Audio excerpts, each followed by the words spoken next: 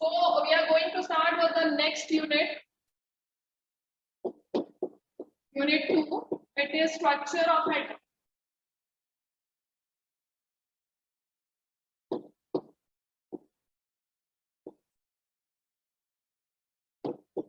Do you have any idea about the structure of atom?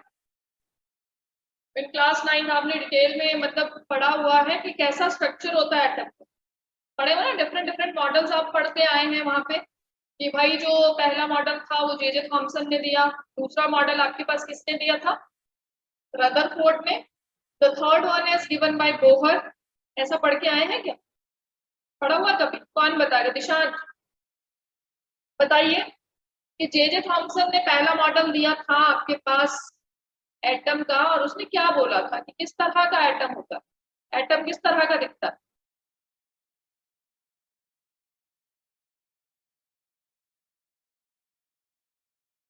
Class 9 तो आपने school में ही करी है ना, 10th तो चलो हो गई घर से, 9th में तो आए हैं ना स्कूल।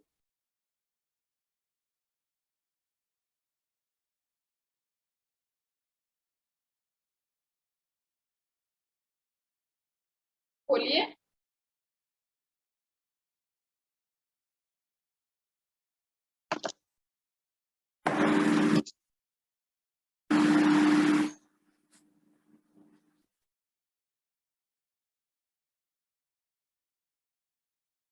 बोलो बच्चों। Vanshika Katoch, any idea about the structure of atom? Atom has proton and neutrons in its nucleus, and it is around with electrons. और कोई बताना चाहेगा? Ruchika Chaudhary. Yes, ma'am.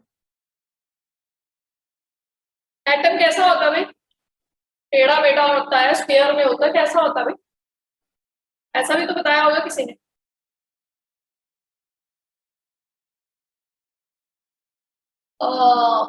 Anshika.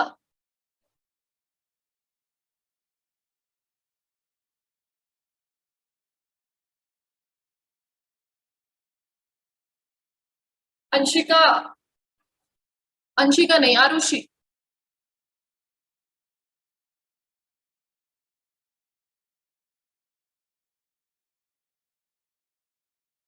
Arushi, am I audible to you?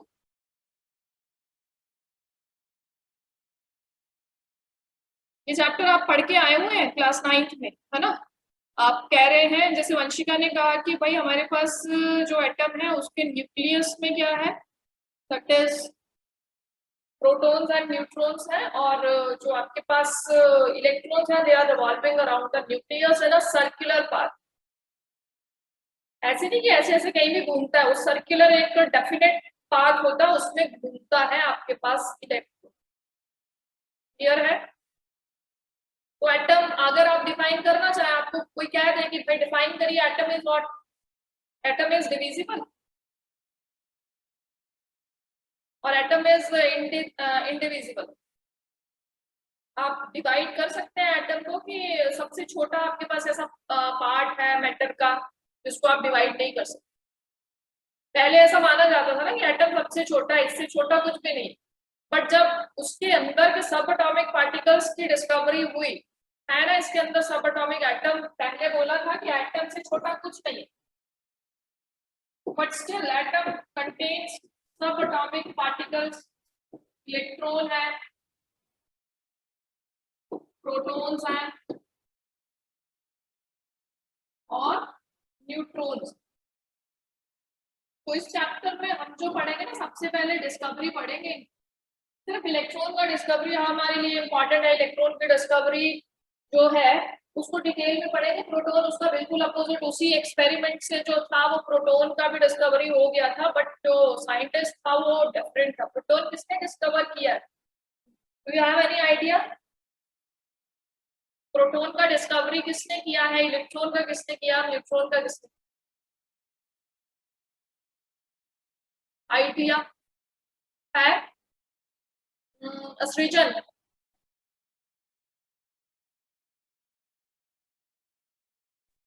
Yes ma'am. Any idea कि electron किसने discover किया है, proton और neutron किसने डिस्कवर किया है?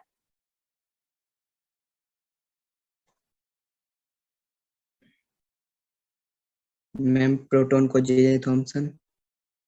प्रोटॉन किसने बेटा? J Thomson. अच्छा, ओके। इलेक्ट्रॉन?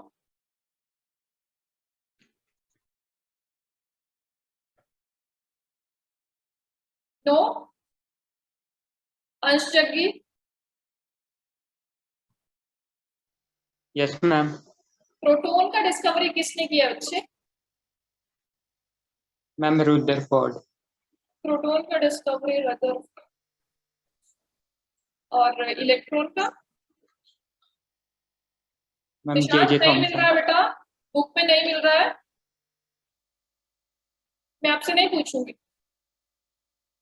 आप मत इतना कष्ट मत करिए ना। नहीं मिल रहा, मैं बताऊंगी, ऐसा थोड़ी है कि भाई आपको नहीं बताया जाएगा कि किसने डिस्कवर किया। चलो थोड़ा बहुत मतलब आइडिया है आपको, है ना। आयुष भी मतलब खुश हो रहे हैं, मैंने उसको दिशांत को कहा है ना। आयुष आप बताएंगे? आयुष शर्मा? Yes ma'am. आपने भी देख लिया? What ma'am? चलिए बताइए, आपका प्रोटॉन जो है वो किसने डिस्कवर किया? पढ़ते हैं बच्चे आप, पता नहीं याद क्यों नहीं रखते। मैम प्रोटॉन रदरफोर्ड ने, इलेक्ट्रॉन जे थॉमसन ने, और न्यूट्रॉन जेम्स चैडविक ने। वो जो जिसने प्रोटॉन डिस्कवर किया है ना, आज वो रोएगा क्योंकि आप लोग रदरफोर्ड बोल रहे हैं प्रोटॉन के डिस्कवरर को, है ना। जिसने डिस्कवर किया था आज वो ऊपर बैठ के रोएगा, देख लो भाई, ढंग से याद रखना, अदरवाइज केमिस्ट्री नहीं आएगी। फिर आप बोलेंगे ना कि भाई हमें केमिस्ट्री नहीं आ रही। आरुष, ये कैमरा ऑन और ऑफ नहीं करना है क्लास में, इसलिए नहीं बैठे होते आप। समझ रहे हैं? मेरा पूरा टाइम इसी में निकल जाता है, ऑन ऑफ, है ना। थोड़ा हम आपसे पूछ लेते तब भी चल लगे हुए हैं तो म्यूट अनम्यूट, है ना। क्या पढ़ोगे? क्यों अब क्यों नहीं बंद हो रहा है? पहले क्यों बंद हो रहा था? आरुष चलो देखो, हम देख लेते हैं भाई। पहले बोला कि एटम इंडिविजुअल था, बट Yes, ma'am. इनका आपके पास डिस्कवरी हुआ, इलेक्ट्रॉन प्रोटॉन और जो न्यूट्रॉन है उनके बारे में पता चला, तो बोला गया कि भाई नहीं, एटम से भी छोटे छोटे जो हैं वो सब एटॉमिक पार्टिकल्स हैं हमारे पास, उसके अंदर भी उसके छोटे छोटे आपके पास सब एटॉमिक पार्टिकल्स हैं। इसका मतलब हम एटम को डिवाइड कर सकते हैं, राइट। तो पहले हम इसके बारे में देख लेते हैं ना कि इलेक्ट्रॉन प्रोटॉन, मतलब आपने याद करना, मैं कल पूछूंगी आपसे, समझ गए आप लोग? देखो इलेक्ट्रॉन में किसने डिस्कवर किया, प्रोटॉन किसने डिस्कवर किया, और जो न्यूट्रॉन है वो किसने डिस्कवर किया है। तो जो पहला आपके पास मॉडल दिया था ना इसका एटम का, वो जे थॉमसन ने दिया था। वहीं से जो है जे थॉमसन ने आपके पास एक एक्सपेरिमेंट किया था, that is discharge tube experiment, जिसको हम डिटेल में पढ़ेंगे। तो इलेक्ट्रॉन की जो डिस्कवरी की थी वो जे थॉमसन ने की थी। क्लास 9 में आपको बोला जाता है कि रट लो भाई, आपसे एक नंबर का क्वेश्चन पूछा जाएगा, पर आप नहीं रटते हैं ना। Another one that is for the proton, it is E Goldstein.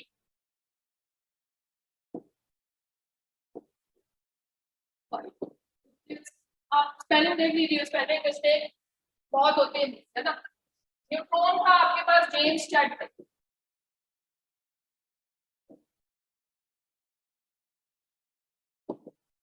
Clear है। तो electron J Thomson, proton E Goldstein, and the neutron का जो डिस्कवरी था that is by James Chadwick, clear है। अब हम इनके ऊपर ना चार्ज देख लेते हैं कि चार्ज कितना कितना रहता था इनके ऊपर। प्रोटॉन के ऊपर कितना है, इलेक्ट्रॉन के ऊपर कितना है, और जो आपके पास न्यूट्रॉन है उसके ऊपर चार्ज कितना होता था। और ये भी देख लेंगे कि हमारे पास एटम दिखता कैसा था, और इलेक्ट्रॉन कहाँ पे होते हैं, प्रोटॉन न्यूट्रॉन कहाँ पे होते हैं। तो बोला गया कि आपका जो इलेक्ट्रॉन है वो ऐसा है भाई, सर्कुलर शेप का है, और कहता है कि जो आपके पास एटम है उसका पूरा का पूरा जो चार्ज है, या पूरा का पूरा, sorry not charge, it is mass, वो पूरा का पूरा मास जो है वो सेंटर में कॉन्सेंट्रेट है, यहाँ सेंटर में ही उसका पूरा का पूरा मास जो है वो प्रेजेंट। अब ये पूरा का पूरा मास जो है, ये जो छोटा सा आपके पास सर्कल है, इट इज न्यूक्लियस, इसको क्या कहते हैं, न्यूक्लियस, और न्यूक्लियस पे जो चार्ज होता है that is positive, and this nucleus contains your protons and neutrons. इस न्यूक्लियस में क्या होते हैं आपके पास, प्रोटॉन्स और न्यूट्रॉन्स होते हैं, और जो इलेक्ट्रॉन है वो रिवॉल्व करता है अराउंड दिस न्यूक्लियस। क्लियर है? ऐसा स्ट्रक्चर बताया गया था कि भाई आपका एटम ऐसा दिखता है जो सर्कुलर शेप का है, बीच में उसके क्या है, उसका जो सेंटर रहेगा उसमें पूरा का पूरा मास उसका कॉन्सेंट्रेट रहेगा, और वो मास किसकी वजह से होता है, that is due to the presence of protons and neutrons. And this plus charge, इसके ऊपर जो प्लस का चार्ज है, it is due to the charge on proton. ये जो प्लस का चार्ज है, positive charge, it is due to the charge on the protons, because neutrons are what, having no charge। ये सारी चीजें लिखनी है भाई, पता होना चाहिए। क्लियर है? Is it clear? और बोला गया कि जो इलेक्ट्रॉन है it is revolving around the nucleus and fixed path, एक फिक्स्ड पाथ में घूमता है, ऐसा नहीं कि कहीं भी ऐसे ऐसे घूम रहा है, ऐसे नहीं कि ऐसे ऐसे कहीं भी घूम रहा है ना, नो। क्लियर है?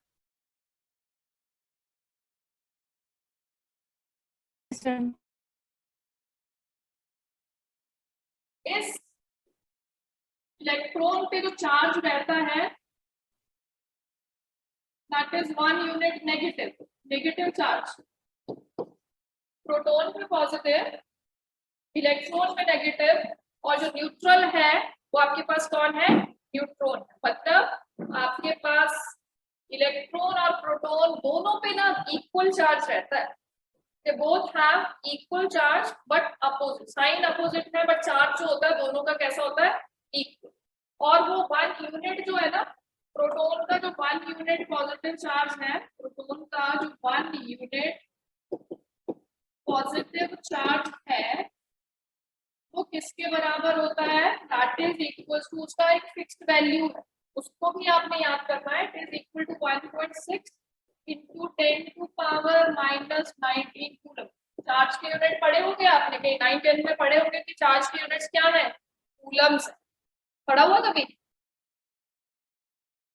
इलेक्ट्रिसिटी वगैरह में, पावर, ऐसा ऐसा एक चैप्टर होगा आपको, उसमें पढ़ा है क्या, कूलम्स क्या होते हैं, एक कूलम को कैसे डिफाइन करते हैं। बोलिए हमने तो पढ़ा ही नहीं, हम तो डायरेक्टली हमने एडमिशन लिया 11th में। क्लियर है? ये positive 1 unit positive charge, P से याद रखेंगे, प्रोटॉन को पॉजिटिव, और जो इलेक्ट्रॉन है उसके ऊपर जो चार्ज रहता है that is 1 unit negative charge, और वो किसके बराबर होता है, same equal value, it is 1.6 into 10 to power minus 19 coulomb, but it is negative.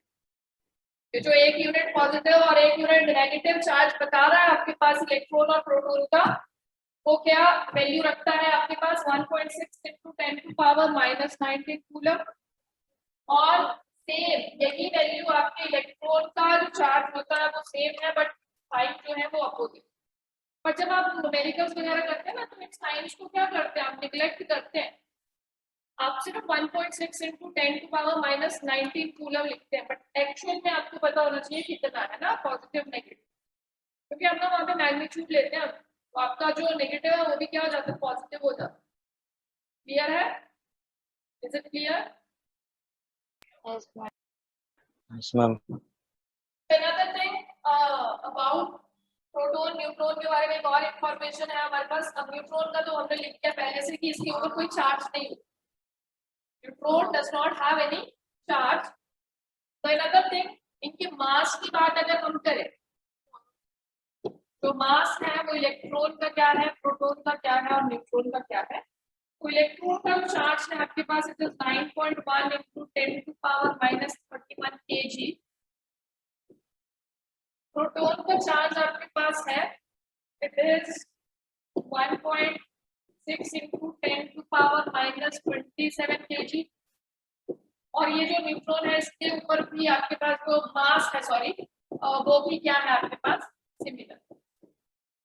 तो आप यहाँ से एक चीज देखिए कि इलेक्ट्रॉन का जो आपके पास मास है ना वो बहुत कम है, 10 to power minus 31 में इट इज है।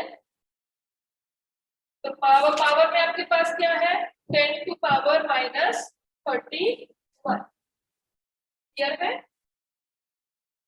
तो ये जो आपके पास मास है इट इज इसको निग्लेक्टेड माना जाता है। और जब आपके पास न्यूक्लियस के अंदर प्रोटॉन और न्यूट्रॉन दोनों के दोनों प्रेजेंट हैं, तो जब उसका टोटल मास देखा जाता है तो वो ज्यादा आता है एज कम्पेयर टू दिस, बहुत ज्यादा आता है। तो इसीलिए कहता है कि जो भी आपके पास, जब हमने एटॉमिक मास की बात की थी ना तो हमने बोला था कि एटॉमिक मास क्या होता है, प्रोटॉन्स और न्यूट्रॉन्स होते हैं, उनका सम होता है।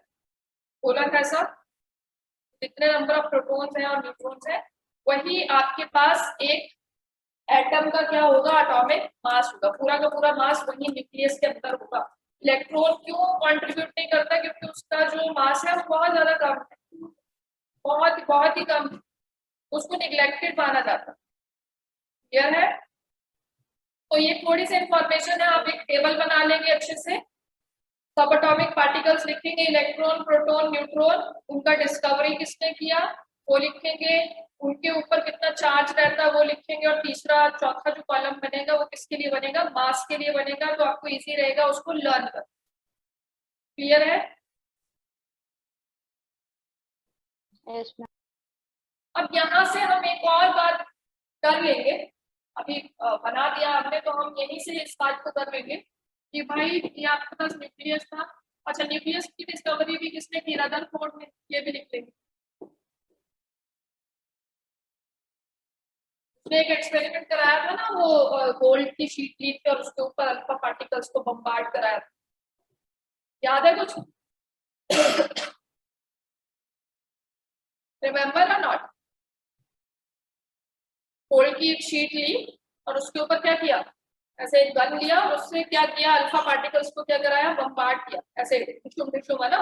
एंड व्हाट हैपेंड, उसको ना बड़े ऑब्जर्वेशन, उसने क्या ऑब्जर्व किया वहां से, उसको 3 रिजल्ट्स मिले थे। उनको हम जब पढ़ेंगे ना उसके रदरफोर्ड मॉडल को हम पढ़ेंगे तब वहां पे हम उसको अच्छे से डिस्कस करें। ठीक है, क्लियर है। तो न्यूक्लियस का डिस्कवरी कर दिया भाई रदरफोर्ड ने। अब कल को आपको याद होने चाहिए 4 साइंटिस्ट के नाम याद होने चाहिए, J Thomson, E Goldstein, James Chadwick and the fourth one is Rutherford. Rutherford ने न्यूक्लियस के बारे में बताया था और उसने ये बोला था कि न्यूक्लियस के ऊपर कैसा चार्ज होता है, पॉजिटिव चार्ज होता है। वो किसकी वजह से होता है, that charge is only and only due to the presence of proton, because a nucleus contains protons and neutrons. Neutron is not having any charge, the whole charge is only and only due to protons. Is it clear? Yes, ma'am. Yes, ma'am. Clear है।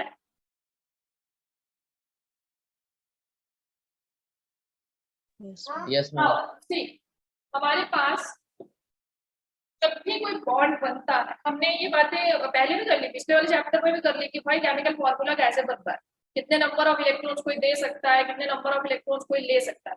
हमने कभी भी ये बात नहीं की कि कितने नंबर ऑफ प्रोटॉन्स कोई ले सकता है, कितने नंबर ऑफ प्रोटॉन्स कोई दे सकता है, या कितने नंबर ऑफ न्यूट्रॉन या लेने या देने की बात हमने नहीं की। इट मीन्स कि जब भी आपके पास बॉन्ड बनेगा, नोट की फॉर्म में लिख लो कि जब भी कोई बॉन्ड बनेगा only and only electron will taking part in that process. आपके पास सिर्फ और सिर्फ इलेक्ट्रॉन्स जो हैं वो पार्टिसिपेट करते हैं इन बॉन्ड फॉर्मेशन, और वो भी कौन से इलेक्ट्रॉन, जो सबसे बाहर पड़े होंगे, जो सबसे बाहर वाले शेल में पड़े होंगे। आरुष, आप आराम से क्यों नहीं बैठ रहे हो? अगर आपको क्लास नहीं लगानी है देन यू कैन लीव।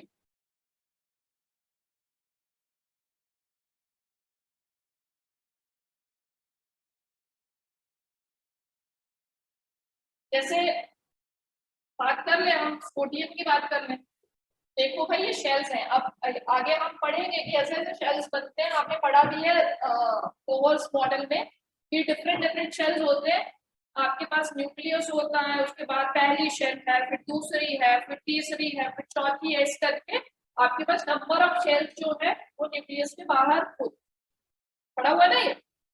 तो यहाँ पे सोडियम का हमारे पास अगर एटॉमिक नंबर की बात करें it is 11 and how to distribute the number of electrons in the shells, वो है 2 8 एंड 1, ऐसे डिस्ट्रीब्यूशन करते थे। मतलब इसमें कितने शेल्स है, 1 2 और 3। इसका मतलब ये है कि ये न्यूक्लियस है, एक शेल, दूसरा शेल और तीसरा शेल। सी आपके पास पहले शेल में 2 इलेक्ट्रॉन है, न्यूक्लियस से चल रहा है आपके आगे, ये पहला ये दूसरा, इसमें 8 इलेक्ट्रॉन है, 2 3 4 5 6 7 और 8। और बाहर वाले शेल में कितने इलेक्ट्रॉन्स है, 1। अब आपके पास बॉन्ड फॉर्मेशन में जब भी बॉन्ड बनता है only the outermost electrons participate, only the outermost electron will participate in the bond formation. अगर मैं कहती कि अंदर वाले इलेक्ट्रॉन की पार्टिसिपेट करते हैं तब तो नंबर ऑफ बॉन्ड्स बन जाते हैं सोडियम के, बट सोडियम सिर्फ एक बॉन्ड बनाता है। अब उसकी कौन सी इलेक्ट्रॉन ने पार्टिसिपेट किया बॉन्ड फॉर्मेशन में, जो सबसे बाहर प्रेजेंट। आप कहें कि ये अंदर वाले शेल्स में जो इलेक्ट्रॉन्स है ये भी पार्टिसिपेट करेंगे, नो। तो right this thing in the form of notes की में बॉन्ड फॉर्मेशन में आपके पास इलेक्ट्रॉन्स पार्टिसिपेट करते हैं, और वो भी कौन से वाले electrons which are present in the outermost shell. Protons and neutrons never will take part in bond formation. वो नहीं हिलेंगे अपनी जगह से, उनको कुछ नहीं होगा। क्लियर है? Is it clear? Yes, ma'am. Yes, ma'am. चलो तो फिर आज हम ये देखेंगे कि इलेक्ट्रॉन का जो डिस्कवरी हुआ वो कैसे हुआ और किसने। आपने एक चीज देखी है, जो आपकी ट्यूबलाइट्स होती हैं, देखिए ना ट्यूबलाइट्स, वो लंबी लंबी वाली जो देखिए, देखिए ना, सबके घरों में होती है ना।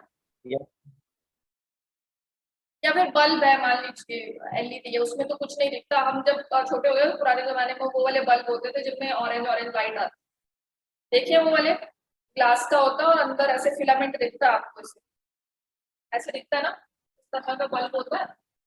ये बल्ब नहीं, ये टमाटर ज्यादा लग रहा है, अजीब लग रहा है ना।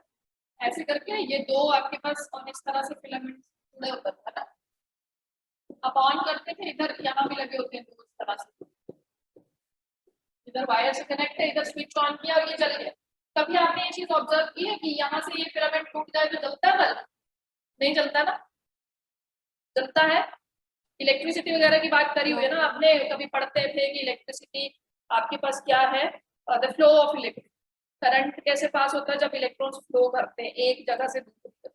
अगर बीच से कनेक्शन टूट जाए तो क्या होता है, नहीं चलेगा। कभी कभी ट्यूब्स भी खराब हो जाते हैं ना, एक साइड आपकी काली काली सी दिखना शुरू हो जाती है, फिर वो ट्यूब धीरे धीरे धीरे धीरे बंद हो जाती है, आफ्टर सम टाइम वो काम करना बंद कर देती है।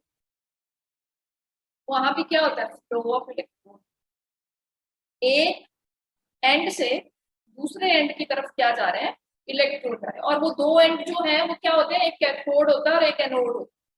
वो दो इलेक्ट्रोड्स होते हैं, मेटल की स्ट्रिप्स लगी होती है वहां पे। क्लियर है? क्लियर? अगर कोई किसी के घर में ट्यूब खराब पड़ी उसको तोड़ के देखना कि अंदर का किस तरह के उसका स्ट्रक्चर है, किस तरह से उसकी मैनेजमेंट करी हुई है, क्या क्या है उसके अंदर, समझ गए? तो ऐसा ही एक एक्सपेरिमेंट कराया गया, जे थॉमसन ने एक्सपेरिमेंट किया।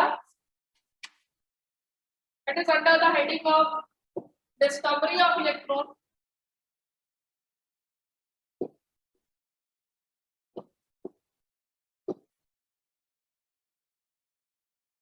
इलेक्ट्रॉन की डिस्कवरी कैसे हुई, ऐसा ही हमारे पास एक मैं देख के बनाना चाहूंगी उसको ना।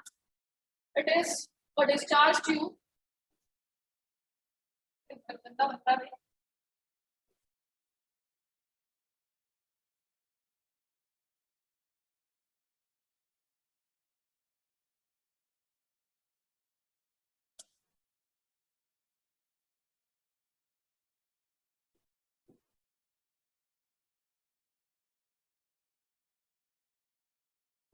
दो मेटल की स्ट्रिप्स लगाएंगे उसने इस तरह से। दिस इज कैथोड,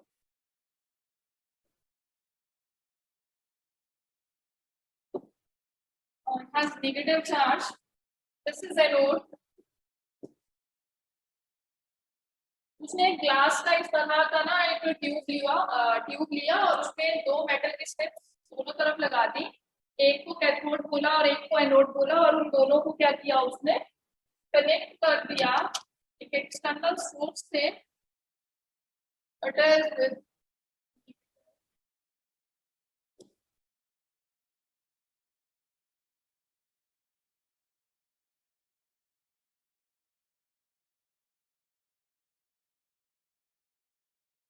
और यहाँ पे उसने एक सिस्टम रखा कि अंदर प्रेशर को अगर उसने वैक्यूम जनरेट करना है या प्रेशर बढ़ाना घटाना है तो यहाँ पे उसने एक नोजल रखा, उससे वो क्या कर रहा था, उस प्रेशर को क्या कर रहा था अंदर इसके रेगुलेट कर, ठीक है, बढ़ा भी सकता था घटा भी सकता था ना। तो this experiment is what, this is discharge tube experiment.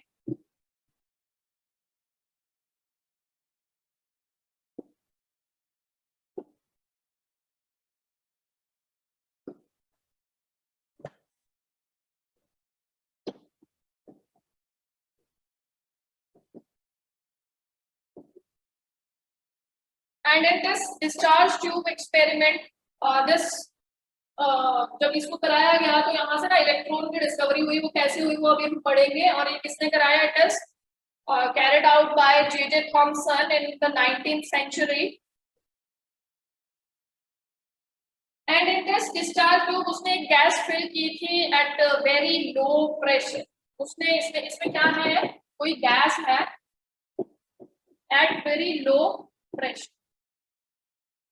उसने ये देखना चाहा कि अगर हम एक ट्यूब के अंदर गैस भरें और उसको बहुत कम प्रेशर के ऊपर क्या करें, स्टडी करें और उसमें से इलेक्ट्रिसिटी पास कराए तो भाई क्या होगा, व्हाट हैपन, क्लियर है।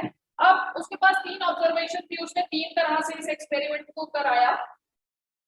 जब डिस्चार्ज ट्यूब जो थी उसमें कोई भी गैस भरी हुई थी एट नॉर्मल प्रेशर उसने रखा और वोल्टेज को उसने यहाँ से ना वेरी किया, वोल्टेज उसने बहुत ज्यादा बढ़ा दिया around the range of 5000 to 10,000 volt between the electrode. तो उसने ये देखा कि गैस में से कोई भी इलेक्ट्रिसिटी जो है वो पास नहीं।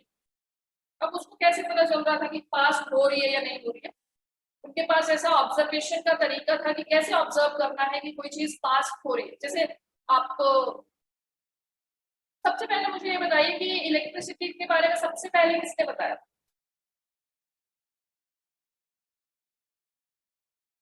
Any idea? नहीं है पता तो पता करके आना ना कल, ठीक है। इलेक्ट्रिसिटी का जो आपके पास आइडिया दिया था वो किसने दिया था, फिजिक्स पढ़ रहे हैं ना आप, फिजिक्स पढ़ा पर वो +2 में है शायद। जैसे आपने ये देखा होगा, जैसे सर्दियों में आपने वुलन क्लोथ्स डालते हैं, आप उनको उतार रहे होते हैं तो आपको दिखते हैं ना, चिंगारियां से दिखती है उसमें। अगर अंधेरे से कमरे में आप कपड़े चेंज कर रहे हो, वुलन के क्लोथ्स को उतार रहे हो तो आपको दिखती है, या फिर रात को सो रहे हैं कंबल या ब्लैंकेट आपने ले रखा है उसमें भी अगर आप फ्रिक्शन हो उसके बीच में तो आपको दिखता है।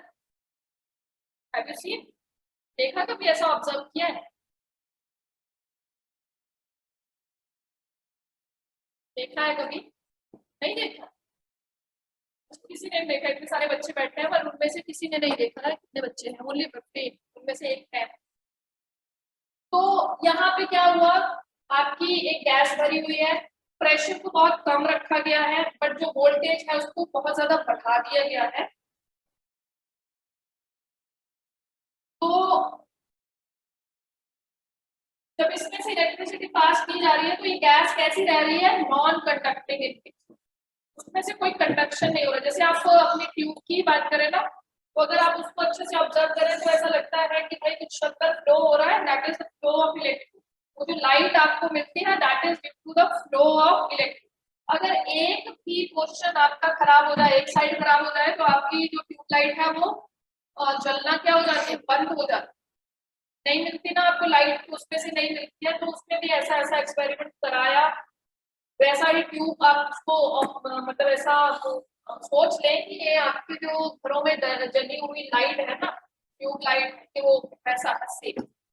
अब उसने बोला कि अगर मैं प्रेशर को बहुत कम रख रहा हूँ और वोल्टेज बढ़ा रहा हूँ तब भी मुझे कोई अंदर कुछ नहीं मिल रहा, कोई लाइट नहीं मिलती है। तो उसने क्या किया, उसने जो प्रेशर था गैस का उसको डिक्रीज किया, वहां से पंप आउट किया उसने, ये वाला जो क्वेश्चन है यहाँ से उसने पंप आउट किया और प्रेशर को क्या कर दिया, डिक्रीज कर दिया। और प्रेशर को कितना डिक्रीज कर दिया, it is about 10⁻⁻² atmospheric pressure. Pressure जो है उसको बहुत ज्यादा डिक्रीज कर दिया उसने। And what he has seen, उसने वहां पे क्या देखा कि भाई वहां पे उसको अंदर कुछ लाइट जो थी वो दिखना शुरू, वहां से उसको क्या दिखना शुरू हुआ, लाइट दिखना शुरू हुई। अब उसने सोचा कि मैं प्रेशर को अगर और ज्यादा डिक्रीज करूं तो क्या वो लाइट बढ़ेगी, क्या वो लाइट कम